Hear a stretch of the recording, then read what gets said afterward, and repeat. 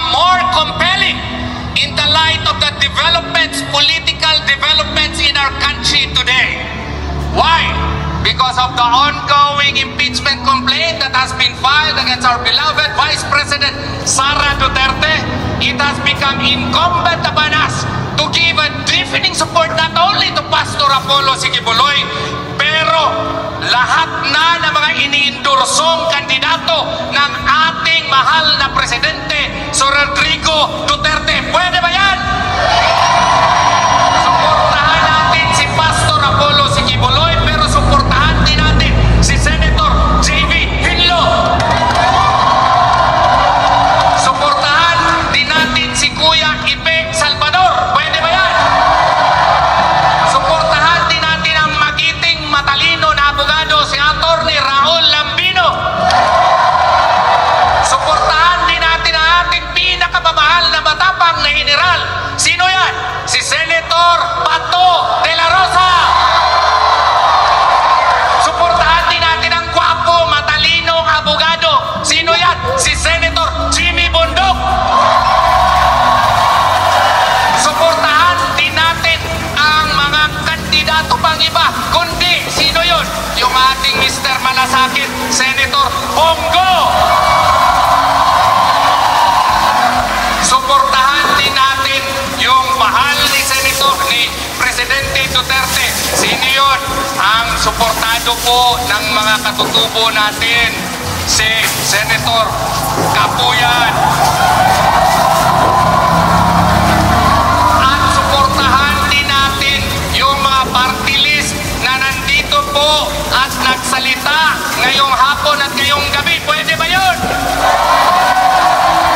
Bakit po kailangan natin silang suportahan?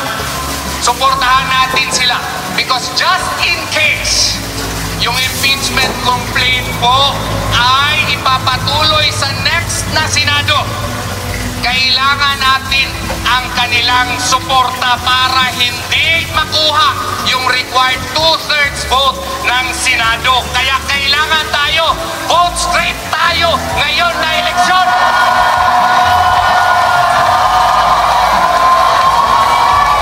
Pero ang tanong, meron ng batas ngayon, Republic Act 11310 or Social Pension and Indigent Senior Citizens Act.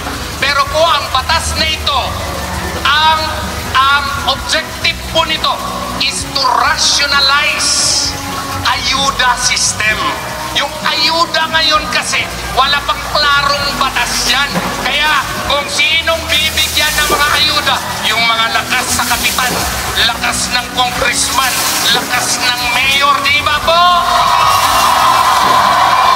Ginagawa po ang ayuda ngayon as a political tool of the present administration, not only to influence voters, but to coerce voters to support their candidates. Di ba tama po?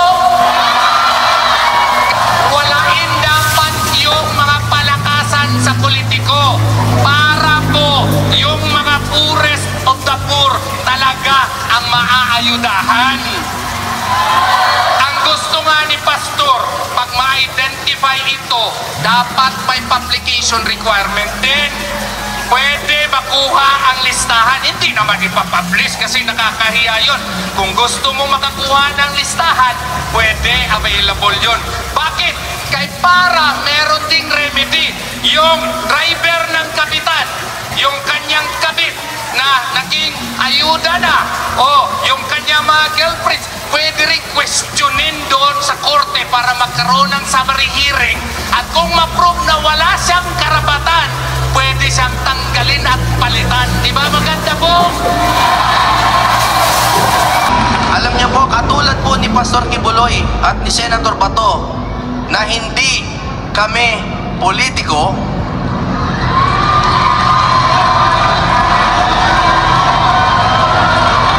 si Pastor, leader, tama? Si Senator Bato, fighter.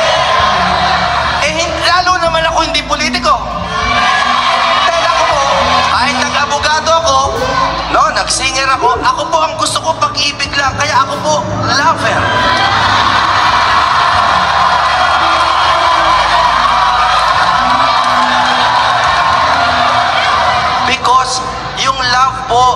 yung capacity for love ni Pastor Kibuloy, sa inyo ko po nakikita. Iiksihan ko na to dahil nasabi ko 3 dahilan, tas kakantahan ko po kayo ng kaunti. Number 2, no? Si Pastor Kibuloy po ay nakakulong sa ospital. Tama ba yon? Kaya gusto ko po siya, bilang abogado, dito po lalabas yung aking konting fighter. Pahiram po, konti lang. Kahapon po, kami po ay naghain ng kaso sa ombudsman laban kay Speaker Martin Romualdez.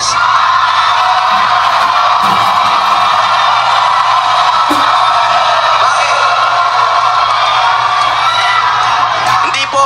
Sa totoo, sabi nung iba, paghihiganti daw to. Hindi po to paghihiganti. Ito po ay paghahanap ng hustisya. Bakit? Isipin niyo, mga tao walang sala, kinukulong sa ospital. Pero yung mga nagpapalsify ng budget, malaya. Paano nangyari yun? May mga blanco sa BICAM report. Pagpasa bigla sa Pangulo, may 241 billion na. Kaya po kami ay nag-file ng kaso na falsification of legislative documents at paglabag po sa RA 3019 or yung Anti-Graft and Corrupt Practices Act. Yan po ay hindi paghihiganti. Pero kaya ko sinusuportahan si Pastor Kibuloy dahil para sa akin siya ngayon ang muka ng kawalan ng hustisya sa sistema ng Pilipinas. Pangatlo, dahil baka maubusan ako ng time para kumanta. Ako po ay number 10. Number 10 po ako sa balota. Napakagandang numero, no? Talagang kaloob po ng Diyos sa akin yan dahil hindi naman ako masyadong kilala sa politika. Binigyan ako ng napakagandang 10. Ano po ba na naiisip nyo sa number 10? Commandments. The 10 Commandments. Kung ano-ano iniisip nyo, puro mali. 10 Commandments. At lahat po yan pinaglalaban ni Pastor Kibuloy. Ang anti-corruption, ano ba yan? No? Pinaliikot-ikot pa natin. Ano ba yan? Thou shall not steal. Napakasimple. Yung nangyayari sa PhilHealth, alam niyo po, ang tagal ko sa PAGCOR, may mga pasyente nakakulong sa ospital, hindi makabayad. Hindi makabayad, namamatay sa ospital, umuutang sa amin. Wala naman kaming mabigay kasi wala sa aming panukala yung ganoon. So ang naisip ko, murder yun, di ba? Thou shall not kill. Hindi po ba? Kaya po ako ay naniniwala kay Pastor Kibuloy dahil alam ko that he is a true leader. Please take your seats. Salamat po. Magandang gabi sa ating lahat. Unang-una, ako po ay nagpapasalamat kay Pastor Apollo C. Kibuloy at sa buong Kingdom of Jesus Christ for inviting me here sa kanyang kick-off rally. Maraming salamat po. Alam po ninyo, magkwento lang ko sa inyo konti. Last week, nung meron akong event na pupuntahan sa Baguio, hindi ko kinayang magmotor papuntang Baguio dahil short talaga sa oras. Ako'y nakiusap sa isang kaibigan ni Pangulong Duterte na may-ari ng helicopter na kung pwede sana, baka pwede niya akong ihatid doon sa Baguio, tapos iiwan na lang niya ako doon. Balik na siya. So yun, pinick up ako sa Kawit, Cavite, nilipad ako doon sa Baguio. Baba ko sa chopper sa Baguio, lumipad ulit chopper pauwing Manila. At sa kasamang palad, yung chopper at yung piloto ay nalaglag at namatay yung piloto. So, iniisip-isip ko, Bakit hindi nalaglag yung chopper na 4 kaming sakay paakyat sa Baguio? Bakit nalaglag siya nung isa na lang ang piloto na lang sakay, pababa pa? So, I realized na siguro nga, meron pang misyon si Lord para sa akin dito sa mundo. At ang misyon na yan, I am sure, gusto niya ipagpatuloy ko yung aking laban. Ating laban, hindi ko ito personal na laban. Laban natin lahat ito. Laban sa droga, laban sa kriminalidad, at laban sa korupsyon. Alam po ninyo, yung droga, given na yan eh. Basta bigyan natin ng tsansa, sigurado yan. At kung atin ang Malacanang, kayang-kaya natin yan. Yung kriminalidad, kayang-kaya natin yan. Kung atin ang Malacanang. Pero ang korupsyon, yan ang pinakamahirap na misyon na binigay ni Lord sa akin.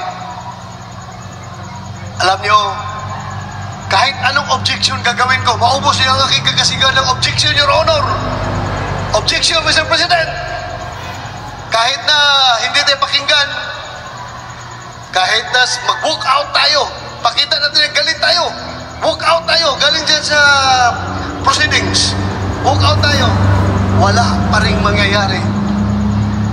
Dahil, ang kasuporta ko doon sa aking laban ay si Senator Bungo at si Senator Robin Padilla. So pag magbutuhan, 3 lang kami, talo pa rin.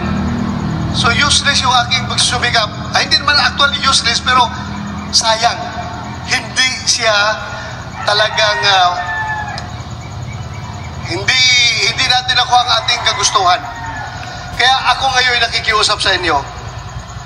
Ako sakali man, ako'y tulungan ninyo makabalik sa Senado at susurtehin na manalo.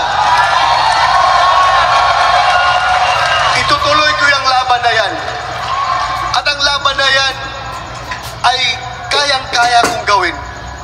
Kung aside from Senator Bungo, Senator Robin Hood Padilla, idagdag po ninyo lahat itong kasama natin dito. Kung mapanalo natin ang number 10, Senator Bundok, Jimmy Bundok, Atty. Bundok, napakagaling na abogado. Of course, Senator Bungo, Senator J.B. Hinlo, abogado na, fighter pa. Atty. Raul Lambino, yan, no question, talagang astig yan, abogado. Ito pa, Congressman Rodante Marcolita. Of course, ang ating pinakamamahal na kahit na nasa politika na siya dahil nag-file na siya ng kanyang kandidacy, but still, he refuses to be called a politician. He wants to be called a leader.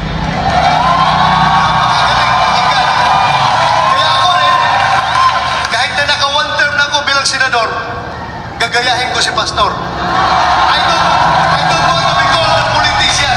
Dahil hindi naman talaga ako politiko yung aking ugali. I am not always politically correct in all my statements, in all my actions. I am not necessarily politically correct, pero galing sa puso. Di ba? So, huwag niyo akong tawagin politician. Tawagin niyo akong fighter. Fighter. Atty. Vic Rodriguez. Ito rin, lumalaban rito sa corruption. Kaya napakalakas po ng team natin pag nakabalik kami ni Senator Bungo at kasama namin sila lahat. Of course, si Mr. Efectivo, Philip Salvador. Imagine ninyo, kung ang Senado ay mapupuno ng tao na